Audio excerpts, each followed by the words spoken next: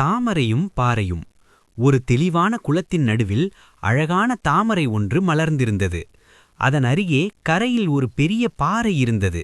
அந்த பாறை எப்போதும் தன்னை மிகவும் வலிமையானவன் என்று நினைத்துக் கொள்ளும். ஒருமுறை பாறை தாமரையிடம், "நீ எவ்வளவு மென்மையானவள்! ஒரு சிறு காற்று வீசினால் கூட நீ அலைபாய்கிறாய்.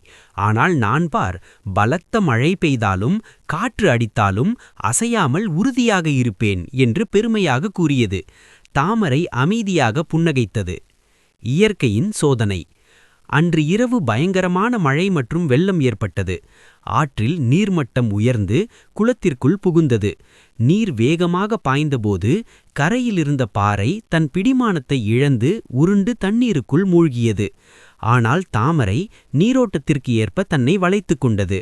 வெள்ளம் வடிந்த பிறகு தாமரை மீண்டும் மென்மையாக மலர்ந்து நின்றது. பாறையோ சேற்றுக்குள் புதைந்து கிடந்தது. பாடம். பாறை வருத்தத்துடன், "வலிமை மட்டும் இருந்தால் போதாது என்று இன்று புரிந்து கொண்டேன்" என்றது. தாமரை சொன்னது உண்மைதான். விரைப்பாக இருப்பதை விட சூழ்நிலைக்கு ஏற்ப வளைந்து கொடுக்கும் குணமே நம்மை பாதுகாக்கும்.